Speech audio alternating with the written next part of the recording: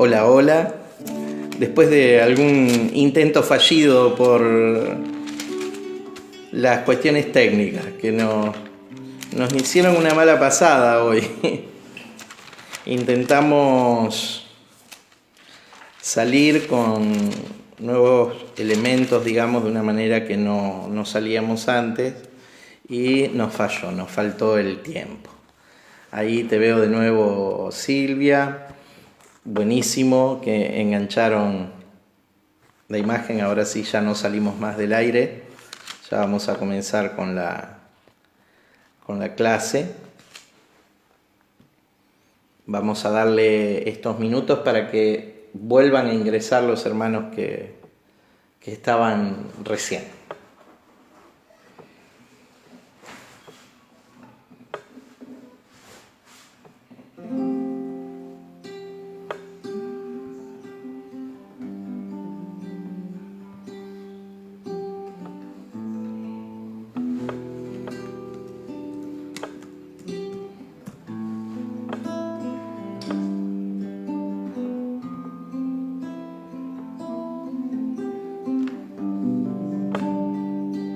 Veo que están entrando algunos ya.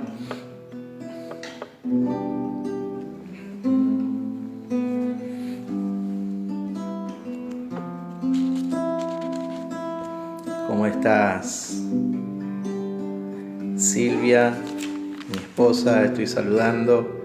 ¿Cómo estás, Gloria? Bienvenida.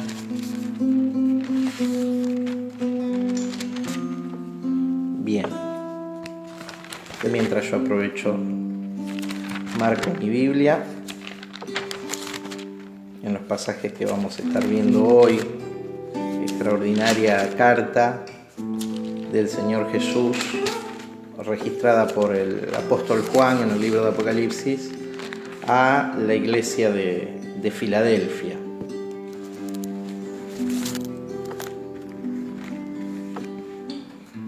Bien.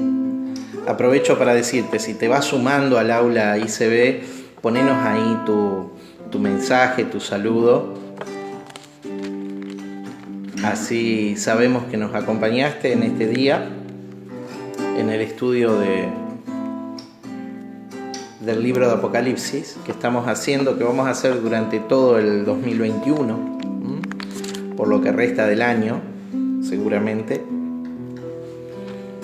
Vamos a estar haciendo un estudio bastante detallado del libro de Apocalipsis, con una visión que nos permita actualizar nuestra fe.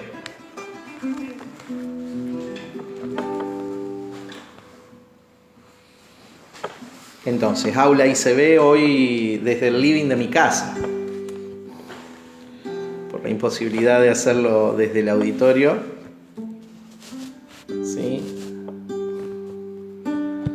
Por temas que tienen que ver con el protocolo sanitario. Y en compañía de Juan Marcos. La guitarra que están escuchando es la guitarra de Juan. No, eso no es para otro momento. Ese es el saludo de Juan para todos. ¿Cómo estás, Marcela? Infaltable, Marce, en el aula ICB. Qué bueno verte. Bien. Hacemos un breve repaso de lo que vemos en el libro de Apocalipsis. ¿Qué vemos en el libro de Apocalipsis, Juan? La verdad es que tenemos que disociar un poquito o resignificar con lo que se conoce en general.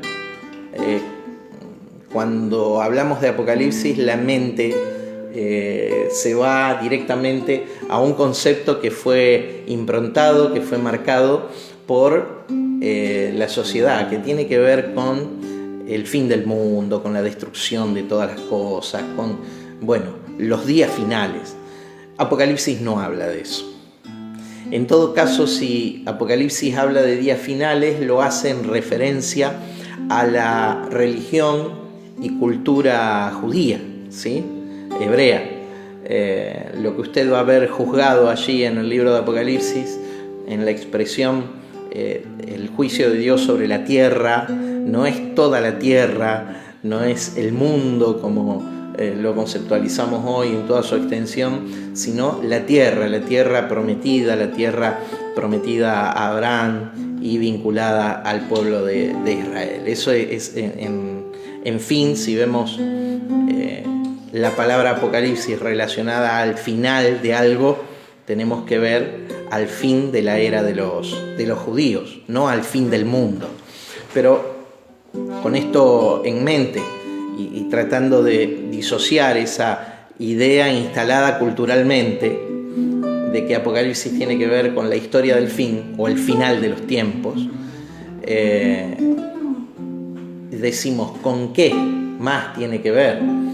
La Iglesia, de alguna manera, especialmente la corriente dispensacional, ha sido responsable de que de alguna manera también en la Iglesia se vincule a el final de los tiempos el estudio de Apocalipsis. ¿Con qué tiene que ver? Bienvenido, Miguel, buenísimo verte. Hoy no, por primera vez en mucho tiempo no estamos juntos en el aula ICB, pero sí estamos unidos por esta señal.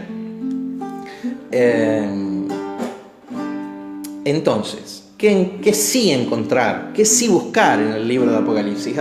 La misma palabra en el idioma griego, en el significado original, te define qué cosa buscar. Es la revelación. Apocalipsis o apocalipsis, como se dice en griego, significa literalmente revelación. ¿Y la revelación de qué? Es la revelación de Jesucristo, como dice en Juan capítulo 1, verso 1. O como dice también en el capítulo 19, verso 10. Dice que el espíritu de esta profecía es la revelación de Cristo. Entonces, no tiene que ver con los tiempos finales, tiene que ver con la revelación del Cristo glorificado, resucitado. Cuando nos acercamos a esta preciosa escritura, ¿sí?, a esta preciosa profecía, lo que tenemos que ver, lo que Juan nos está mostrando, es exactamente cómo es la manifestación del Cristo presente en la iglesia, presente en nuestra vida, cómo opera ese Cristo presente en nosotros. Y el bosquejo del libro lo tenemos, entonces vimos los versículos claves, Apocalipsis 1.1 y Apocalipsis 19.10. Dirían si estaríamos en un seminario. Estamos en un aula, pero no es un seminario. Pregunta de examen: ¿cuáles son los versículos claves del libro? Bien, Apocalipsis 1.1 y Apocalipsis 19.10. Estos versos nos hablan de, o sintetizan, el mensaje del libro que estamos estudiando. Pero sí, tenemos que buscar otro texto que nos ayude en la interpretación, el bosquejo. Lo tenemos ahí en 1.19 de Apocalipsis. ¿Qué dice el texto? Escribe en un libro las cosas que has visto, las cosas que son y las cosas que han de ser después de estas. Número 1, las cosas que has visto. El Cristo glorificado, la visión del capítulo 1, cuando Él de pies a cabeza y finalizando en el rostro que resplandece como el sol cuando resplandece en su fuerza, Juan va recorriendo lo que él ve de este Cristo glorificado, las cosas que has visto. Juan era testigo no solamente de la crucifixión de Cristo, el único de los apóstoles que vio y presenció la crucifixión de Cristo. Los otros estaban escondidos, escapados, ¿sí?, fondeados de alguna manera en el aposento alto, pero Juan estaba al pie de la cruz junto a María Magdalena, junto a María, la Virgen María, la Madre de Jesús, ¿sí? Estaba contemplando a este Cristo sufriente, pero él ahora, muchos años después, seguramente en la fecha de la escritura más temprana que se conoce del libro de Apocalipsis, entre el año 67 y 69 después de Cristo, tiempo en el que se escribió este libro, 67-68 podemos tomar, durante el gobierno de Nerón César, del Imperio Romano. Después lo vamos a explicar por qué cuando avancemos en los capítulos del capítulo 6 en adelante. ¿Sí? Él está narrándonos esa experiencia que tiene ahora con el Cristo glorificado. Ahora bien, las cosas que has visto. Número 2, segunda parte del bosquejo, las cosas que son. Capítulo 2 y 3, el mensaje del Señor Jesús a las iglesias del Asia, ¿sí? Que había pastoreado desde Éfeso el apóstol Juan en otro tiempo. Ahora estaba él cautivo desde la isla de Patmos, y va a referir esta segunda parte, capítulo 3, capítulo 2 del libro de Apocalipsis, a iglesias que son reales, iglesias que son representativas de las situaciones que nosotros podemos estar atravesando. Y estamos justamente en esta porción del libro, en la sexta carta vamos a leer hoy, son 7 en total. Vamos a estudiar la carta del Señor Jesús a la iglesia de Filadelfia. También, como parte de las cosas que son, segunda parte del libro, está el capítulo 4 y 5 de Apocalipsis, a donde vemos la adoración en la dimensión del Espíritu. Eso es lo que vemos en el capítulo 4 y capítulo 5 del libro de Apocalipsis. Esas son las cosas que son, 2, 3, 4 y 5. Estos son los capítulos de las cosas que son, tiempo presente. Y las cosas que han de ser después de esta, la profecía específica del libro, que es la destrucción de Jerusalén, el juicio de Dios sobre la nación hebrea, que vamos a encontrar desde el capítulo 6 al capítulo 22, donde sobre los últimos capítulos, especialmente 19, 20, 21 y 22, vamos a ver el cambio de administración de Dios, de una Jerusalén terrenal a una Jerusalén celestial, de una antigua creación bajo el régimen del antiguo pacto a una nueva creación vigente bajo el régimen de la gracia, de la obra plena de Jesucristo. Bueno, esto es lo que tenemos en el libro de Apocalipsis como síntesis.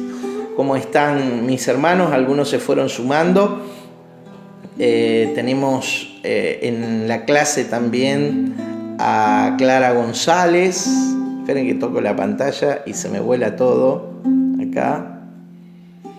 Tenemos a Nélida Rondinella. Y tenemos a Erika y Rodri sumándose desde su casa. Buenísimo. Nos está siguiendo Nélida desde González Catán. Un beso para vos, para tu esposo. Nélida, buenísimo verte. ¿Y qué hacemos en la introducción de nuestro estudio? En la introducción de nuestro estudio lo que hacemos es un breve repaso de nivelación acerca de lo que es la iglesia, porque estamos justamente estudiando el mensaje del Señor Jesús, las cartas a las iglesias del Asia. Y en ese breve mensaje de nivelación que damos acerca del significado de la iglesia, porque tenemos que también ajustar algunos conceptos que nos impiden disfrutar la fe a plenitud, como qué es la iglesia. Y fuimos viendo desde la introducción al mensaje de la iglesia de Éfeso, en cada una de las introducciones estuvimos enseñando qué es la iglesia para nivelar especialmente a la gente nueva que nos está siguiendo, no aquellos que habitualmente componen parte que hace años que nos acompañan en ICB, sino a la gente por ahí que no tiene acceso a esta información y que dice todavía, bueno, vamos a ir a la iglesia, donde la iglesia no es un lugar. La iglesia no es un lugar. La iglesia es la dinámica que se genera entre personas que pertenecen a la fe, que han despertado en la dimensión del Espíritu, que somos las piedras vivas, figurativamente, el cuerpo, como vimos la semana pasada, el cuerpo de Cristo, las piedras vivas de este edificio espiritual, que es la iglesia. O sea que la iglesia somos nosotros. No podemos ir a la iglesia, podemos ser iglesia. Ser y hacer, no ir, porque la iglesia no es un lugar. El templo de Dios es nuestra vida. No es un domicilio, no es ahí como por ejemplo ICD, que tiene el domicilio donde nos congregamos en Olesio 1555, ¿no? Esa no es la iglesia, ahí es donde se congrega cuando nos juntamos, pero también nos estamos congregando por acá, por este medio, y estamos lo más unidos y juntos que el medio nos permite en la forma práctica, pero estamos unidos y vinculados en el Espíritu. ¿Cómo estás, Carmen Sotelo? Bienvenida, Carmen y Juan, esta mañana. Bien, y fuimos viendo su anticipo profético. Vimos cuando Jesús profetizó allá en Cesarea de Filipos, sobre esta roca edificaré mi iglesia, primer mención que Jesús hace de la iglesia. Estudiamos en ese momento y decíamos que no era necesario que Jesús explique lo que era iglesia, porque era un término muy, muy, muy utilizado en la vida política de aquel tiempo. Iglesia significa asamblea de gobierno, y está vinculado a lo que dice a ti te daré las llaves del reino, ese pasaje. Está vinculado al reino de Dios, al gobierno del cielo, al gobierno de Cristo, el Rey de todo, sobre nuestras vidas. Entonces, vimos su anticipo profético, su nombre, que es Eclesía.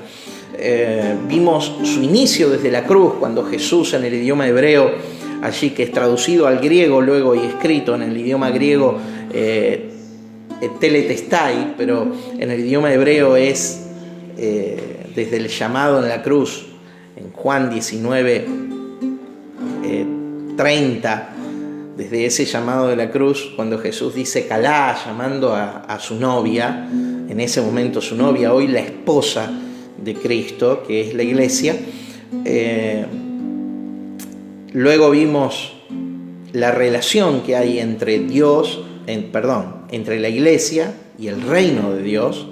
Cuando a la iglesia la despojamos del reino de Dios, y la teología nos ha jugado una mala pasada, algunas escuelas de interpretación teológica ahí, que esperan un reino futuro, cuando el reino es un reino presente, es más, es un reino eterno de Dios.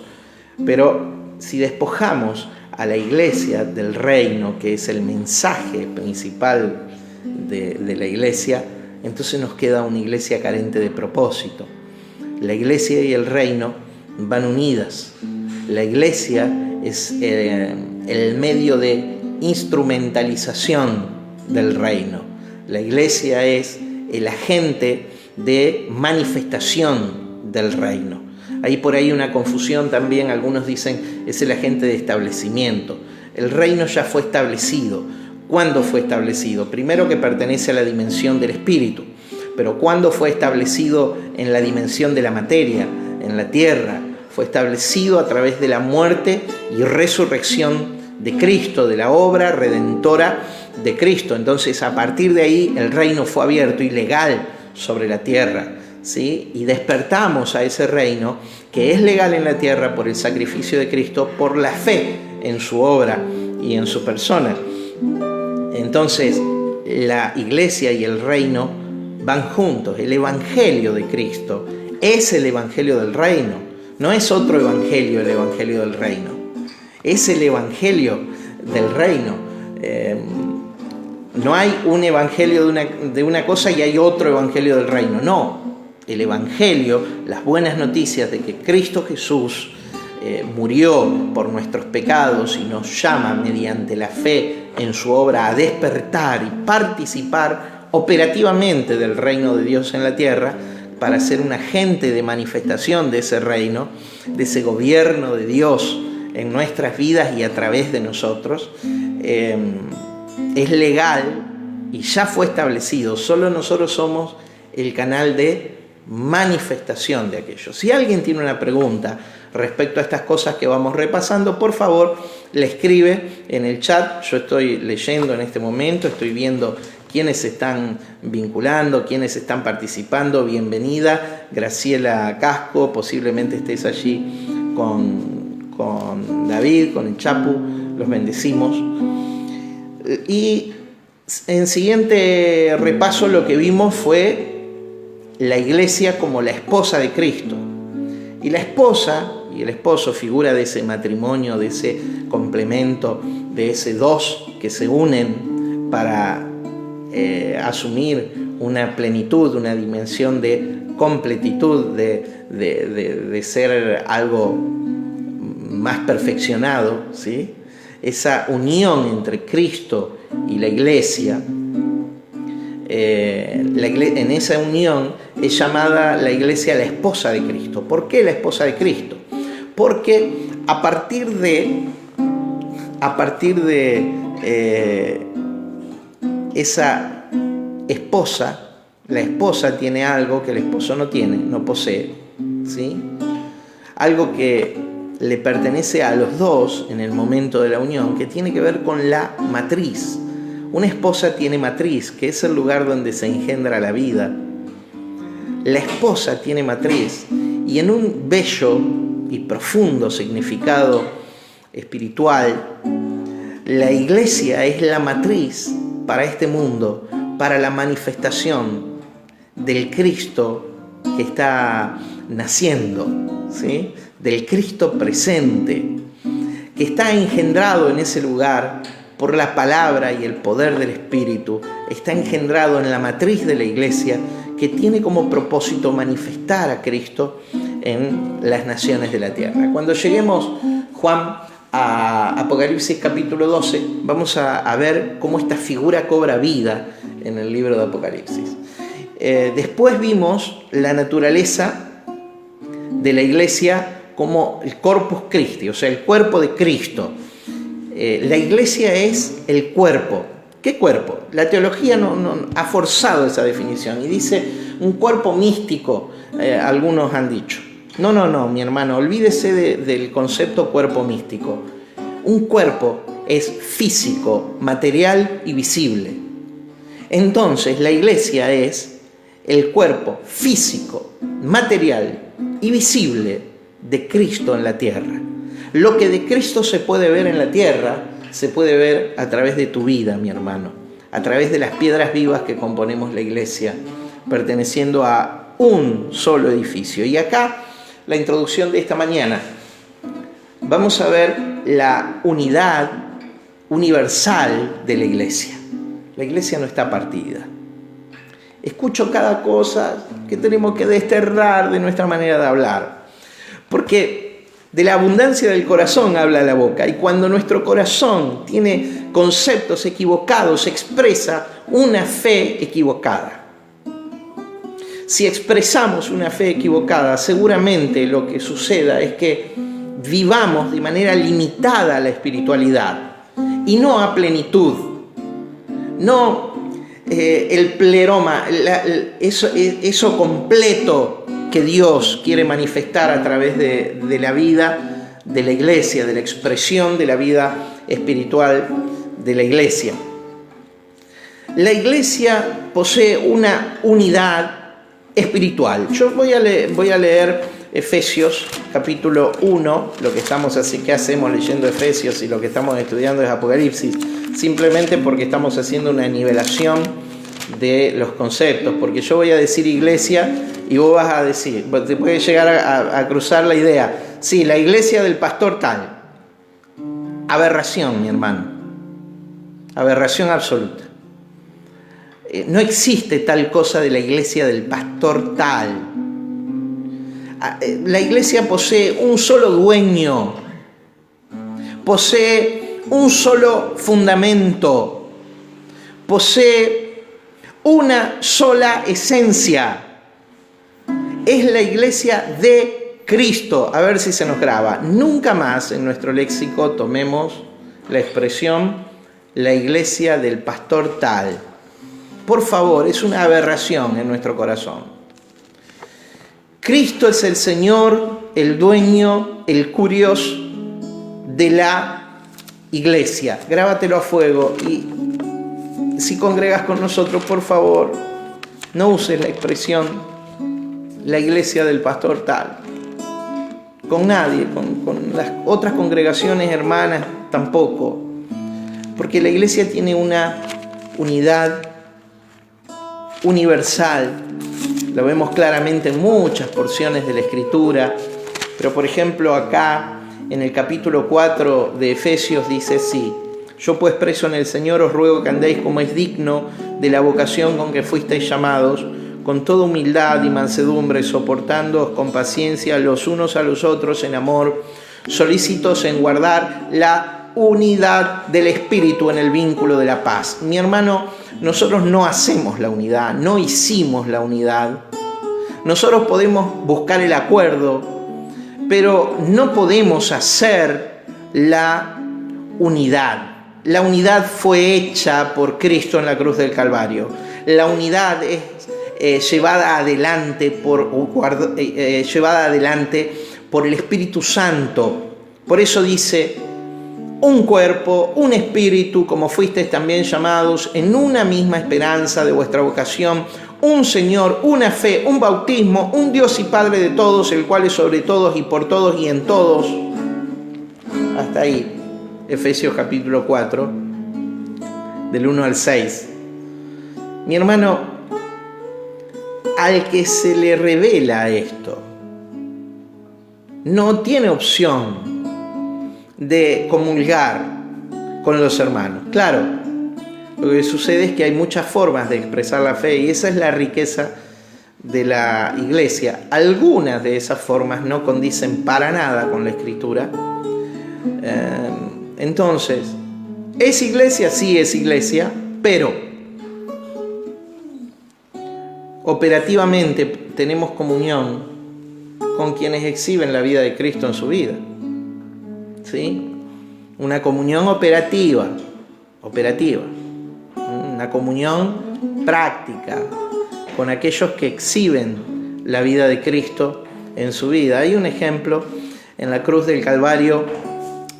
Cuando lo iban a crucificar a Jesús, en el capítulo 19 de Juan, verso 23, dice, cuando los soldados hubieron crucificado a Jesús, tomaron sus vestidos e hicieron 4 partes, una para cada soldado, tomaron también su túnica, observe, la cual era sin costura, de un solo tejido, de arriba a abajo. Esa túnica representa la posesión de Cristo en la tierra.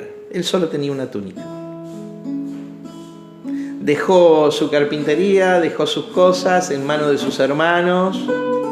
Él lo único que tenía en la tierra, su posesión, era su túnica. Y era de una sola costura, de un solo tejido, de una sola pieza. Su túnica representa a su iglesia. Mi hermano, no hagamos como los soldados romanos y la partamos en pedazos. Y esto no me refiero solo a lo que lleva la denominación evangélica, sino me refiero a que la iglesia es mucho más amplia en el corazón de Dios de lo que nosotros estamos practicando. Mi hermano, hay una unidad universal en la iglesia. Pero Jesús se refiere a la iglesia que se congrega en tal lugar, haciendo alusión a una congregación. Miren, y llama a iglesia a la iglesia de una ciudad. No la llama a una congregación local, a la iglesia de una ciudad, la iglesia de Filadelfia. Seguramente había muchas casas, muchos lugares en donde se congregaban para celebrar el partimiento del pan, las oraciones, la vida congregacional. ¿Sí? Había muchos lugares, pero él llama a la iglesia la iglesia de la ciudad, ¿sí? En este caso de Filadelfia. Allí ya vamos al capítulo 3, verso 7 en adelante, para empezar el estudio de esta mañana. ¿Cómo estás, Elisa? Bienvenida a la clase. Pero hoy día nosotros hemos deshecho el diseño de Dios y de alguna manera creemos que hay muchas iglesias en una ciudad. Hay una sola, es la iglesia de Cristo. Y no es mi congregación, no. Hay una sola, es la iglesia de Cristo. es la iglesia de Cristo. Si nosotros deshacemos el diseño de Dios, ¿cómo nos va a ir? ¿Podemos expresar plenitud? Seguramente no. ¿Cómo expresamos plenitud? ¿Cómo es operativa la plenitud en la tierra? A partir de la unidad. Por eso en Juan capítulo 17 dice la llave de esta revelación, dice Jesús: Señor, Padre, yo oro para que ellos sean uno, como vos y yo somos uno, que ellos sean uno, para que el mundo crea. Si nosotros queremos ver que el mundo cree, nosotros operativamente tenemos que funcionar como uno. Como uno. Todavía estamos lejos, pero aquellos a los que se nos revela esta verdad extraordinaria, diseño del cielo, ¿sí? No tenemos opción. Alguna vez le he dicho a algún ministro: mirá, vos y yo podemos pensar diferente en algunas cosas, pero para nosotros no es una opción la no unidad, ¿sí? Sabemos qué es lo que lleva el diseño de Dios en su palabra. ¿Cómo estás, Claudia? Creo que desde San Lorenzo Claudia nos está siguiendo. Eli desde Rosario, ¿sí? Varios hermanos desde Reconquista y Avellaneda, también de Buenos Aires, de González Catán, nos están escuchando esta mañana. Vamos a entrar en la carta de Apocalipsis, la carta del Señor Jesús a la iglesia de Filadelfia, del verso 7 al verso 13. Oramos antes. Papá, en el nombre de Jesús, yo te doy gracias por tu palabra, porque ella es poderosa para nuestra vida, para darnos a conocer la vida del reino. Nosotros, en el nombre de Jesús, queremos expresar tu vida a través de nosotros. Queremos, Señor, rogarte que podamos ser un agente de manifestación de tu propósito en nuestra vida. Yo, Señor, en esta mañana oro por corazones unidos, Señor, a tu propósito, unidos al Padre, en comunión con vos, Señor, porque separado de vos nada podemos hacer, pero también unidos con el corazón de nuestros hermanos, Señor, limpiando, quitando las ofensas, las deudas, los conflictos, Padre, para guardar la unidad del Espíritu con toda humildad, Señor, y mansedumbre. En el nombre de Jesús de Nazaret, Espíritu Santo, háblanos al corazón y potencia a tu iglesia, a tu amada, con tu palabra, en el nombre de Jesús de Nazaret. Amén. Escribe al ángel de la iglesia de Filadelfia: esto dice el santo, el que tiene la llave de David, el que abre y ninguno cierra, y cierra y ninguno abre. Yo conozco tus obras. He aquí he puesto delante de ti una puerta abierta, la cual nadie puede cerrar. Porque aunque tienes poca fuerza, has guardado mi palabra y no has negado mi nombre. He aquí, yo entrego de la sinagoga de Satanás a los que se dicen ser judíos y no lo son, sino que mienten. He aquí, yo haré que vengan y se postren a tus pies y reconozcan que yo te he amado. Por cuanto has guardado la palabra de mi paciencia, yo te guardaré de la hora de la prueba que ha de venir sobre el mundo entero, para probar a los que moran sobre la tierra. He aquí, yo vengo pronto, retén lo que tienes, para que ninguno tome tu corona. Al que venciere, yo le haré columna en el templo de mi Dios, y nunca más saldrá de allí.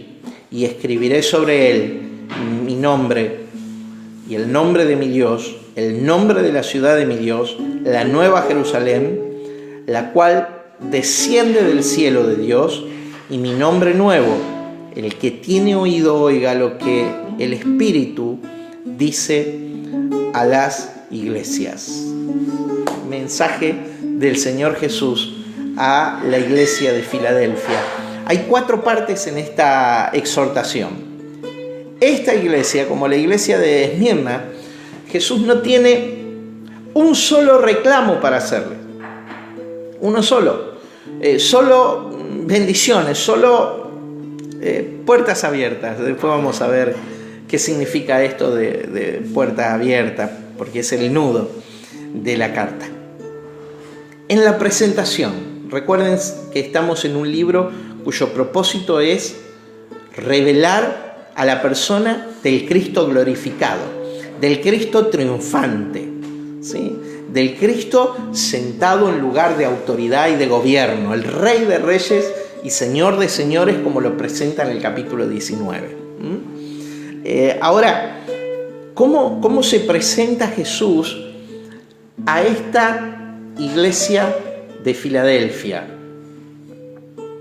Esta iglesia del amor fraternal, es lo que significa Filadelfia. Amor fraternal, amor fraterno, que es la expresión del amor entre hermanos. La palabra hermanos en el idioma griego es la palabra adelphos, que significa hijos de la misma matriz. Hemos salido de una misma matriz, de la matriz de Dios en el cuerpo de su amada esposa, la iglesia, mi hermano, y componemos ese cuerpo precioso y somos iguales. ¿Cómo somos? Iguales, Juan. No hay jerarquías en la nación de reyes y sacerdotes. No existen las jerarquías. No en la dimensión espiritual. No hay diferencia entre nosotros. Somos iguales delante de Dios. Es más, en nuestro esquema de pensamiento, mientras que el mundo pretende y las religiones se expresan bajo estructuras jerárquicas, en el mundo se expresan de esta manera, pero en la dimensión del espíritu, de acuerdo al reino de Dios, Jesús lo dijo de otra forma, no hay jerarquías. ¿Por qué? Porque el que quiera ser el mayor, el que desea ser parte de una estructura jerárquica, ¿sí?, será vuestro siervo. Y el que sea vuestro siervo será el mayor en el reino de mi Padre. Entonces, mis hermanos, ¿quién es mayor en este reino de iguales? Operativamente, ¿quién es mayor? Mayor es el hermano que recién comienza. Mayor es el hermano el más importante, el que tiene la preeminencia, al que le tenemos que dar real atención. Es al que se le está revelando y dando a conocer el ABC de la dimensión del espíritu.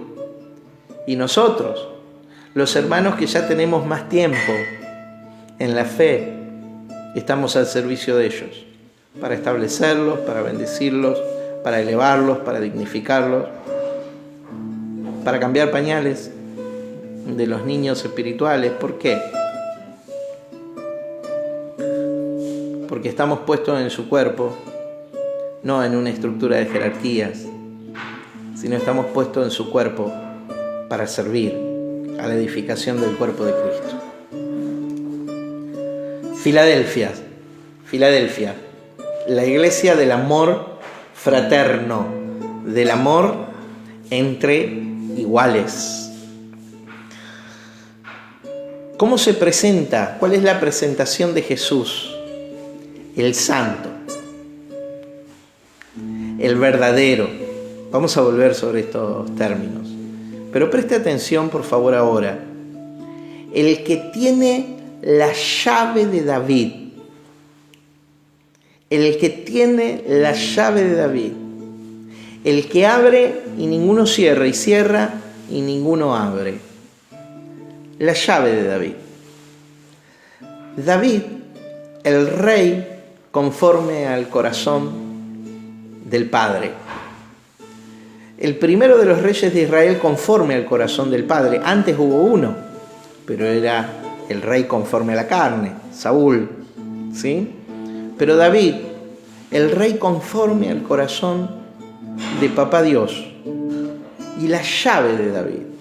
Llave implica autoridad y gobierno. Hay una profecía en Isaías capítulo 22, verso 22, que al Mesías, al ungido, al Cristo, en el idioma griego o en el castellano, al Cristo, al rey se le iba a entregar la llave. Porque, ¿qué llave? La llave del tesoro. Él es quien iba a abrir el reino de Dios para nosotros. Él es quien puede abrirlo, también puede cerrarlo. Y Él lo abrió para que vos y yo participemos de ese reino. Él es el oikódemos de Dios. Él es el mayordomo de Dios. El que tiene la máxima autoridad para abrir y cerrar los tesoros del Rey. Por eso, mi hermano, aquellos que mantenemos una relación fresca, una relación viva, una relación operativa, una comunión clara, recordemos las palabras de Jesús en el Evangelio de Juan: ya no los llamaré siervos, sino que los llamaré amigos, porque lo que el Padre me ha dado, yo les he dado a conocer. Los amigos de Dios, aquellos que estamos cerca de Cristo, recibimos los tesoros de Él, tesoros que Él saca de su corazón, dándonos a conocer los tesoros del reino de Dios. El reino de Dios, al pertenecer a la dimensión del Espíritu, solamente se puede conocer por revelación. Cuando de la palabra escrita que hay en vos, el Espíritu Santo sopla, transformándola en un rema, en una palabra viviente, para ponerla a tu alcance, al alcance de tu vida. Y de esta manera conocer al que administra el universo, al que sostiene el universo con la palabra de su poder, al que tiene la llave de David para abrir y para cerrar, para dar y para privar, al soberano de todo, a Cristo Jesús, como se presenta en esta escritura. Dice, el que tiene la llave de David. Llave tiene que ver con revelación, siempre, siempre. Lo que abre el reino es una revelación. El reino es conocido por revelación. Se lo contó Jesús a sus discípulos en Mateo capítulo 13, cuando dice: ¿por qué hablas con parábolas? Y a nosotros nos hablas claramente, porque a ellos yo le hablo con parábolas, para que oyendo no oigan y viendo no vean, ¿sí? Porque a ustedes les es dado conocer el reino de Dios. Mi hermano, hay cosas que Dios te está revelando de la dimensión del Espíritu. Practicala. La revelación siempre viene no para satisfacer una curiosidad, sino la revelación viene para movilizarnos, para movilizar tu vida, para que vos pongas por obra, para que vos hagas, para que vos actúes. Para eso viene la revelación a tu vida. Está pronto a salir, que se corra el telón. Lo vamos a tener en nuestras manos. El libro todo, completo, habla de la revelación de la esposa, ¿sí? Te sugiero que lo puedas tener en tu mano. Ya en cualquier momento lo vamos a tener nosotros, pero ahí, especialmente los primeros capítulos, explico cómo funciona la revelación, que es clave para participar de la dimensión del Espíritu. Diga llave.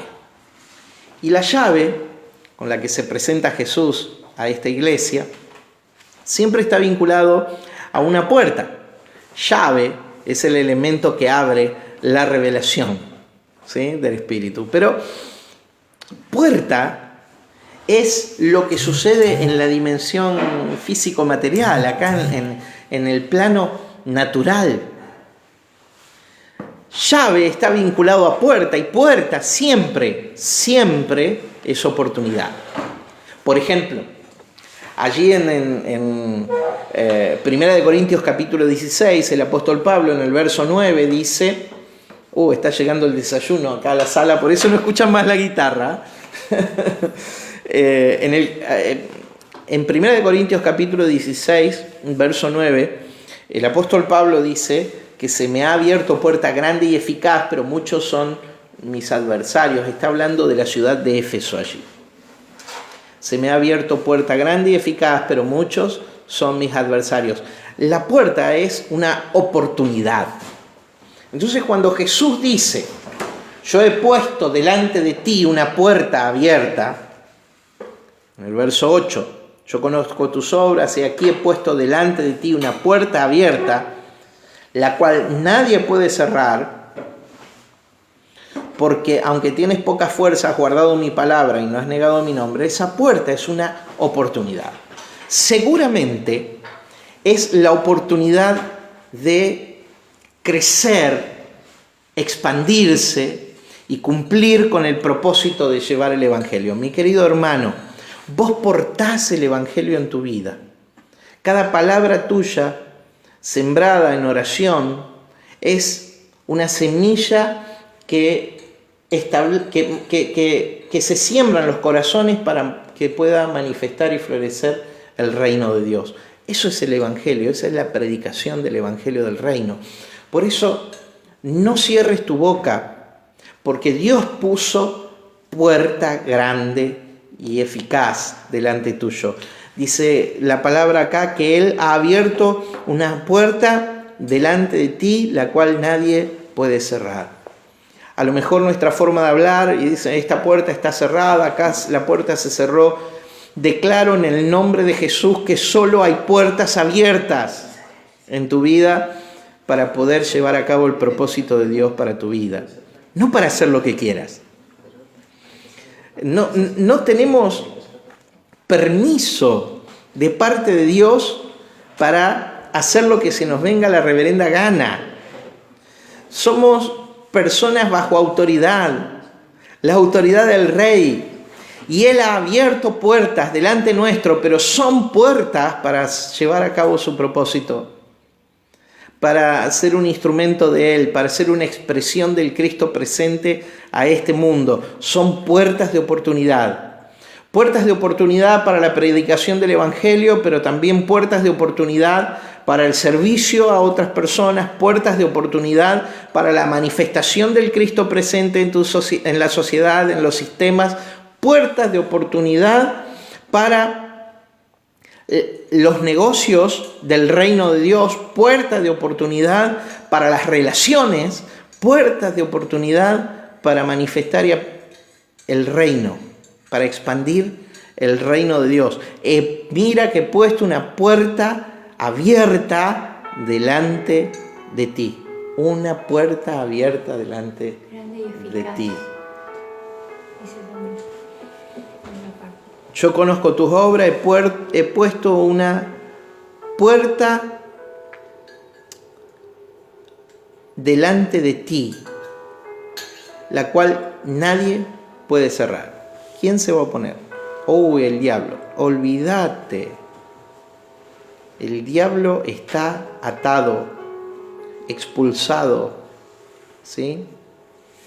Por lo tanto, ningún poder tiene para detener la obra que Dios tiene sobre tu vida, excepto que vos se lo otorgues, excepto que vos creas que sí. He puesto una puerta abierta delante de ti, la cual nadie puede cerrar. Y el texto que sigue a continuación lo tengo que explicar. Porque aunque tienes poca fuerza, literalmente dice poco poder, poco dunamis. ¿Cómo si tenemos a Cristo podemos tener poco poder? Sí, porque hemos hecho poco uso de ese poder. Y por lo tanto tenemos poca influencia. Lo que sucedía con esta iglesia era que tenía poca influencia. Pero Dios le tiene que decir a ellos, Cristo le tiene que decir a ellos, vamos, atravesá esas puertas de oportunidad, porque voy a hacer de vos, aunque tienes poca fuerza, aunque tienes poco poder, aunque tienes poca influencia, voy a hacer de vos una obra extraordinaria. Mi querido hermano, lo que vos tenés en tu interior es suficiente.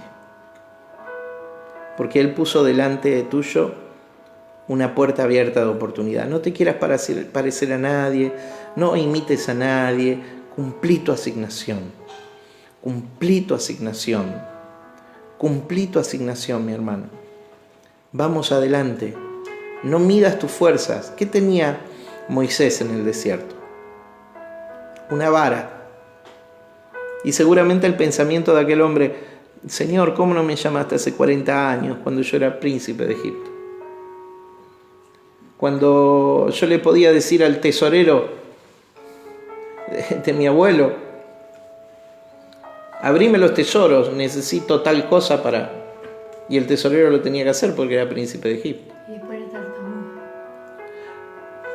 Cuando yo era un letrado, graduado en las principales universidades de Egipto, podía pensar: Moisés, no ahora que estoy tartamudo. Cuando yo era un príncipe en la plenitud de mis fuerzas, no ahora que soy un señor de 80 años. Pero no importa las fuerzas, como vos te veas, aunque tienes poca fuerza, es la puerta de oportunidad que se abre delante tuyo. Él lo está haciendo hoy una vez más, con tu vida, con mi vida. Pero antes tenías salud, pero antes tenías fuerza, pero antes tenías... Pero no sos vos, es Él a través tuyo. Es Él a través tuyo. Y seguramente cuando tenías la fuerza, cuando tenías todo lo que tenías que tener, seguramente te podrías haber confundido y hubieras creído que eras vos. Nunca fuimos nosotros. Es Él a través de nosotros. Es Él, no por fuera, es Él desde nosotros. Aunque tienes poca fuerza, has guardado mi palabra y no has negado mi nombre. Fidelidad. Él sigue buscando fidelidad. Y hasta el hartazgo, vamos a verlo en el libro de Apocalipsis. Aunque tienes poca fuerza, has guardado mi palabra y no has negado mi nombre. Y aquí otra promesa. Dice: yo entrego de la sinagoga de Satanás a los que se dicen ser judíos y no lo son, sino que mienten. Y aquí yo haré que vengan y se postren a tus pies y reconozcan que yo te he amado. El pueblo hebreo, hoy día hay una falsa idea enquistada por interpretación de la teología en la iglesia, con la que tenemos que cortar, que Israel es el Israel étnico, que los descendientes de Abraham son los que han nacido judíos. El apóstol Pablo en Gálatas lo expresa claramente: no son los que tienen la señal de circuncisión los herederos de Abraham, sino aquellos que tienen la circuncisión en el corazón, no en su carne, ¿sí? Y han sacado de sí el cuerpo del pecado. Entonces el Israel de Dios, mi hermano, está presente en la iglesia. No en un Israel étnico. Y estos falsos judíos eran judíos étnicos, pero no en cuanto a la fe. Habían rechazado al Mesías, al Rey, que es el plan y programa de Dios para el pueblo de Israel. Lo habían rechazado. Entonces le dice: he aquí yo entrego de la sinagoga de Satanás, le llama, a estos judíos étnicos. Hoy hay una gran confusión, creyendo que son los judíos étnicos los herederos y no los que son en la circuncisión del corazón, ¿sí? Y dice: yo entrego de la sinagoga de Satanás a los que se dicen ser judíos y no lo son, sino que mienten. Y aquí yo haré que vengan y se postren a tus pies y reconozcan que yo te he amado. Mi querido hermano, ¿quién ha amado a Dios? Aquel que ha hecho la voluntad del Padre.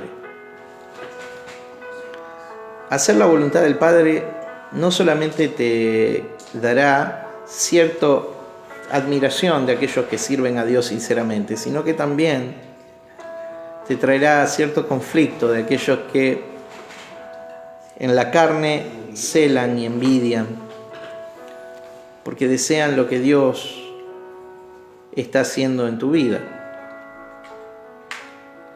Aquellos que han experimentado la envidia en el corazón,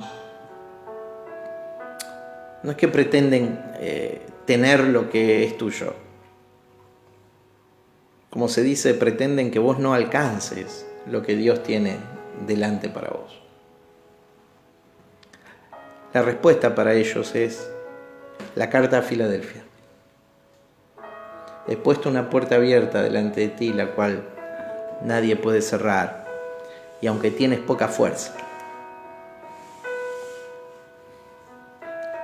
abandoná la esterilidad de la carne en celo, envidia, detracciones, calumnias. Abandonalo, porque la obra que es de Dios no se puede detener. Dice la Escritura: por cuanto has guardado la palabra de mi paciencia. Hay una promesa en tu vida. Yo te quiero decir que esa promesa se cumplirá, independientemente de los años que pasen. Independientemente de lo que esa promesa que hay de parte de Dios para tu vida va a cumplirse. Guarda esa palabra en tu corazón. No la deseches. No la deseches. Vos no sabés cómo, pero no sabes cuándo. Pero el Espíritu de Dios dice que Él puso una puerta abierta a la cual nadie puede cerrar. Y aunque tienes poca fuerza, hay virtud en vos. Por cuanto has guardado la palabra de mi paciencia, yo también te guardaré de la hora de la prueba que ha de venir sobre el mundo entero para probar a los que moran sobre la tierra.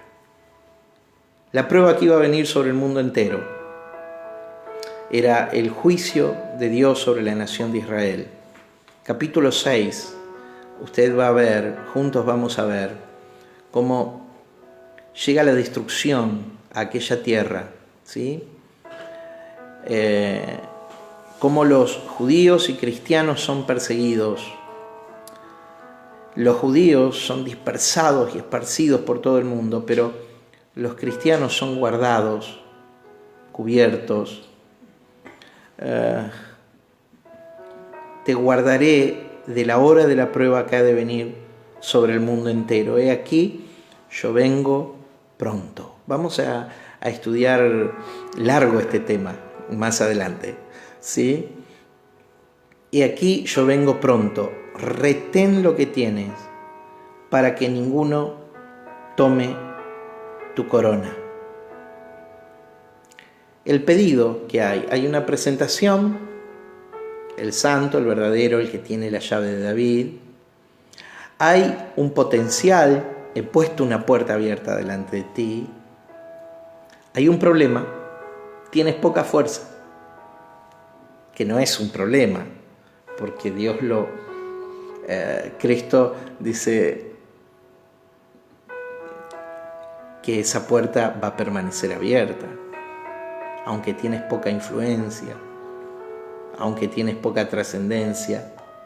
He puesto una puerta abierta delante de ti, porque no has negado mi nombre y has guardado la palabra de la paciencia, ¿sí? Y por último hay un pedido. Retén lo que tienes. Retén lo que tienes. Retén lo que es tuyo. Retén lo que conseguiste en las fuerzas de Dios. Retén lo que tienes. Retén tu esencia. Retén lo que Dios te dio guárdalo, es tu tesoro.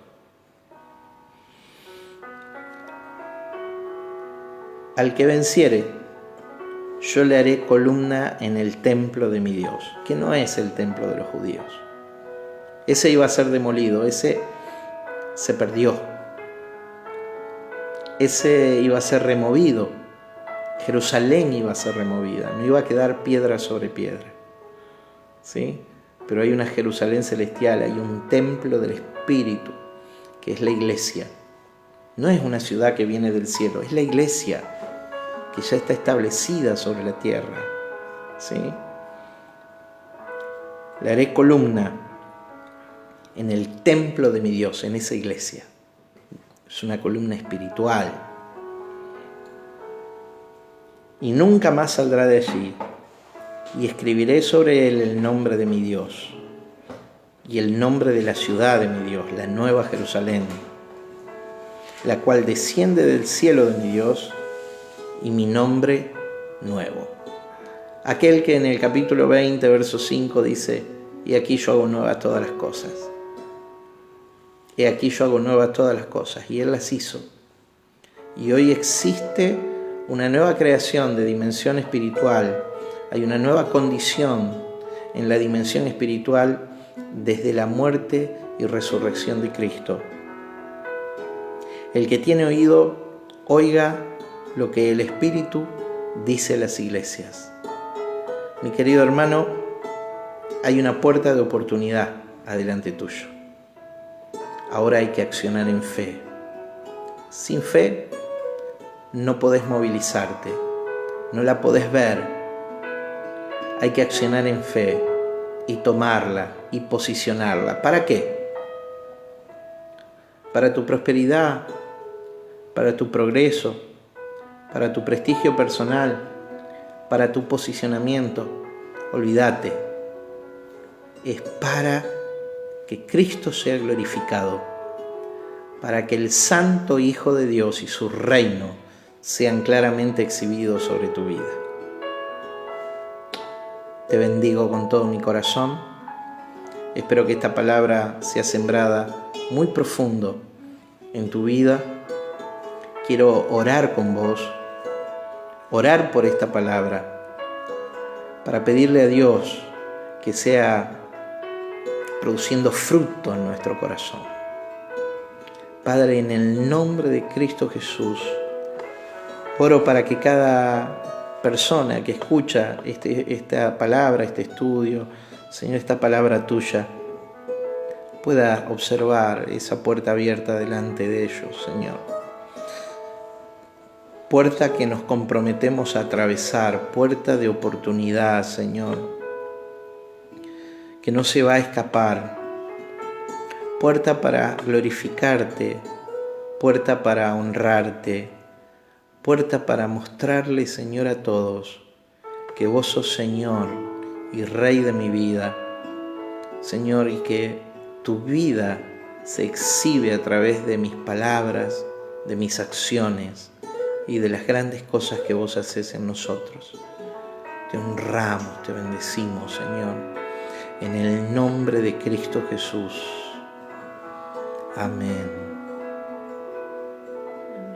El Espíritu de Dios trae fruto sobre tu corazón aplicando su palabra.